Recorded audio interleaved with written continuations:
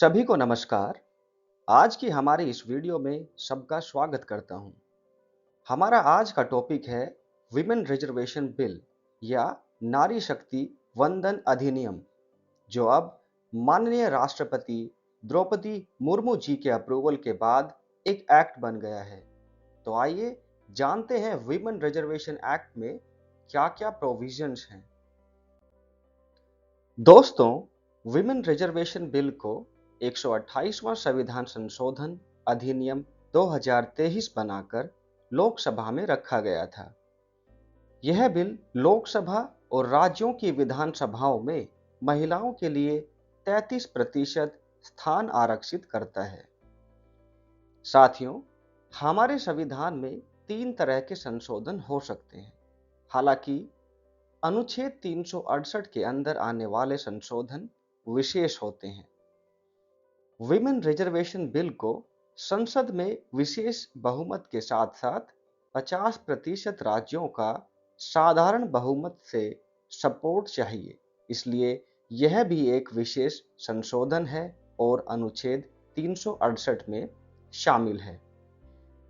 तो आइए एक बार नजर डालते हैं कि संविधान के किन-किन अनुच्छेद को छुआ गया है। अनुच्छेद 239 ए हमारी राजधानी दिल्ली को कुछ विशेष अधिकार देता है और दिल्ली को राजधानी का दर्जा देने के साथ-साथ एक विधानसभा भी दी गई है। इसलिए स्थान आरक्षित करने के लिए इसे भी संशोधित किया गया है। अनुच्छेद 330 ए और 332 ए को लोकसभा और विधानसभाओं में स्थान आरक्षित करने के लिए संशोधित किया गया है। दूसरी तरफ अनुच्छेद 82 और 170 ए केंद्र और राज्यों के डेलिमिटेशन के बारे में है, जिसे हिंदी में परिसीमन कहा जाता है। इसके अलावा अनुच्छेद 334 ए ने इस आरक्षण को केवल 15 साल के लिए रखा है।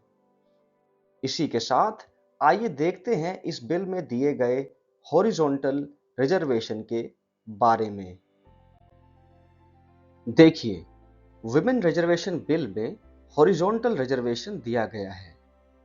हॉरिजॉन्टल रिजर्वेशन में कोई हायरार्की या ऊंच नीच नहीं होती, जैसे कि वर्टिकल रिजर्वेशन में होती है। यह बिल महिलाओं को आरक्षण देता है, ना कि किसी एक सेक्शन को, जिसके अंदर हर एक कम्युनिटी या समुदाय की महिलाएं रोटेशन में अपने आप को विधानसभाओं में बैठा देखेंगी। पर सवाल ये उठता है कि क्या इतने अच्छे संविधान संशोधन को 2023 में ही पहली बार लाया गया, या फिर इसका भी कोई इतिहास है? आइए जानने की कोशिश करते हैं। दोस्तों, विमेन रिजर्वेशन बिल हमारे पार्लियामेंट में एक डेकेड से भी ज्यादा टाइम से घूम रहा है। ये देखिए, 1996 से पहले हमारी महिला का फेस, और फिर 86वां संविधान संशोधन 1996 पार्लियामेंट में आता है, जिस पर ज्यादा ध्यान नहीं दिया गया, और जब जॉइंट पार्लियामेंट्री कमेटी की रिपोर्ट आई, तब तक लोकसभा ही डिसॉल्व हो गई। उसके बाद 1998 से 2003 तक इसे लगभग 3 बार फिर से पार्लियामेंट में लाया गया, लेकिन इसे या तो मेजॉरिटी नहीं मिली या फिर राजनीतिक उथल-पुथल के चलते लोकसभा टाइम से पहले ही डिसॉल्व हो गई। लेकिन 2008 में ये इनेक्ट होने ही वाला था, इसे राज्यसभा में लाया गया था और इसे मेजॉरिटी भी मिल गई थी, लेकिन लोकसभा का कार्यकाल पूरा हो गया और वो इनऑपरेटिव हो गई। वो 15th लोकसभा थी। आज 17th लोकसभा चल रही है, और जब ये फाइनली एक एक्ट बन ही गया है, तो महिलाओं की खुशी आप इस पिक्चर में देख ही सकते हैं। साथियों, इसके बाद आइए एक उदाहरण से जानने की कोशिश करते हैं इन सब बातों के पीछे क्या संवैधानिक मकसद हो सकता है। ये देखिए, डॉक्टर बी आर अम्बेडकर का महिलाओं के ऊपर एक थॉट। उन्होंने कहा कि वो किसी भी समुदाय की तरक्की का अनुमान उस समुदाय की महिलाओं द्वारा की गई तरक्की देखकर लगाते हैं।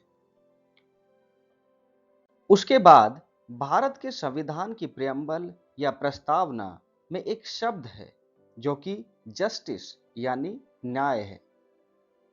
पर डॉक्टर अंबेडकर की ट्रायनिटी के अनुसार पूर्ण न्याय तभी मिल सकता है जब सामाजिक, आर्थिक और राजनीतिक न्याय एक साथ मिलें।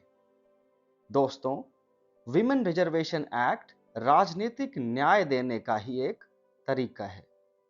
यही ट्रायनिटी संवैधानिक होने के साथ साथ किसी भी इंसान की तरक्की का रास्ता भी है। इसके अलावा इस एक्ट की क्यों जरूरत थी, आइए देखते हैं। सबसे पहला कारण इस टाइम ये कह सकते हैं कि महिलाएं संसद या विधानसभाओं में ना के बराबर हैं, क्योंकि लोकसभा में 552 टोटल सीटें हैं, जबकि महिलाएं उसका सिर्फ 14.94% है, जो कि पहली लोकसभा में 4.4% था। इसका मतलब यही है कि लोकसभा में महिलाओं की भागीदारी बढ़ने की जो रेट है वो बहुत कम है। वहीं राज्यसभा की 250 सीटों में ये केवल 14.05% है। यहां तक कि अधिकतर विधानसभाओं में ये नंबर 10% से भी नीचे है।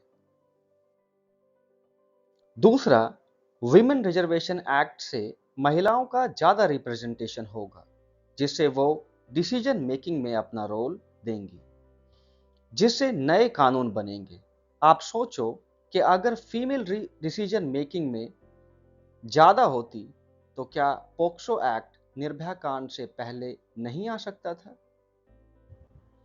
तीसरा, वर्ल्ड इकोनॉमिक फोरम की ग्लोबल जेंडर गैप इंडेक्स में भारत का बहुत खराब प्लेस है, जो कि 146 देशों में 127वां है।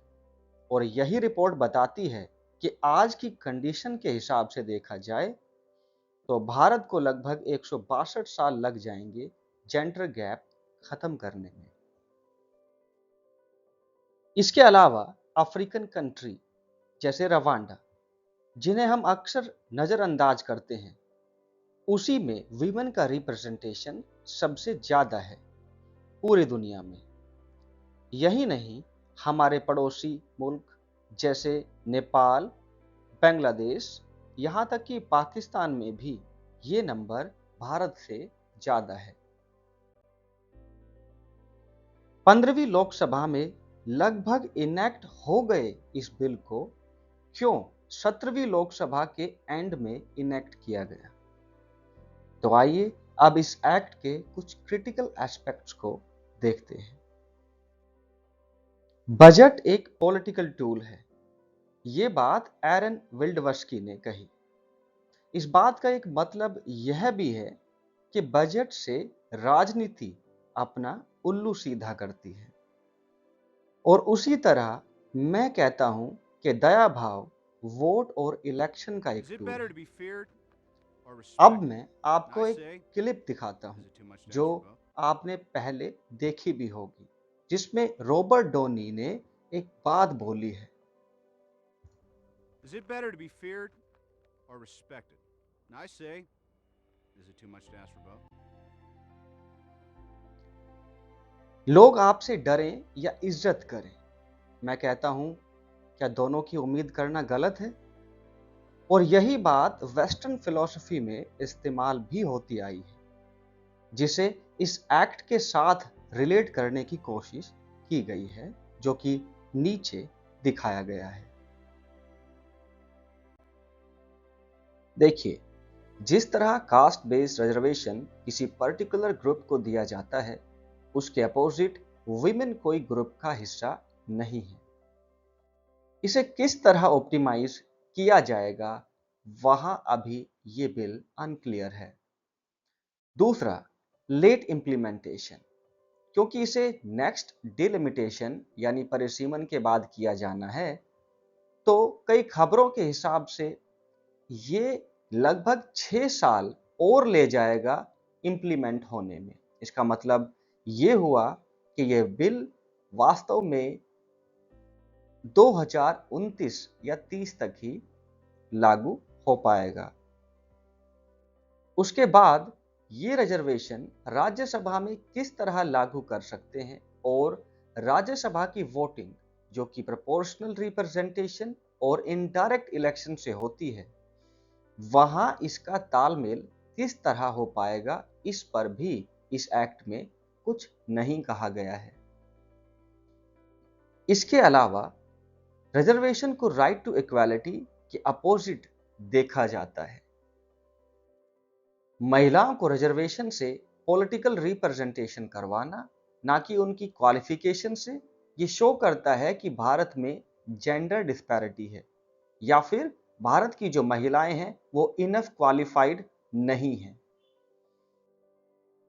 वोटर की चॉइस छीनना, हालांकि उन्हें वोटिंग करने की पूरी आजादी होनी चाहिए। इसके अलावा इसे दूसरे जरूरी मुद्दे जैसे क्रिमिनलाइजेशन ऑफ पॉलिटिक्स या फिर इलेक्टोरल रिफॉर्म्स से ध्यान हटवाने या भटकाने का एक टूल माना जाता है या जा रहा है। विमेन रिजर्वेशन एक्ट के क्रिटिकल एनालिसिस के बाद आइए इसमें स्कोप और वे फॉरवर्ड्स देखते हैं। सबसे पहले विमेन रिजर्वेशन एक्ट को तुरंत लागू किया जा सकता था, जिसके अंदर पुराने सेंसस डेटा को इस्तेमाल किया जा सकता है। दूसरा, कास्ट सेंसस करवाना या पुराने कास्ट सेंसस जिसे अभी तक पब्लिश नहीं किया गया है उसके डेटा को इस्तेमाल करना, जिससे हॉरिजॉन्टल रिजर्वेशन देने में आसानी हो और इसमें दूसरे ग्रुप को उनके प्रतिशत के हिसाब से रिप्रेजेंटेशन मिल सके। तीसरा, सनसेट टाइम जो कि 15 साल है, उस टाइम में विमेन एम्पावरमेंट या महिला सशक्तिकरण करना, जिससे इस एक्ट की जरूरत ही ना पड़े। और आखिरी, राज्यसभा और पार्लियामेंट्री कमिटियों में विमेन रिप्रेजेंटेशन पर विचार करना। तो आइए इसी के साथ अब इस वीडियो को कंक्लूड करते हैं। The video, please like, share, comment your feedback and subscribe to my YouTube channel Informatics. Thank you.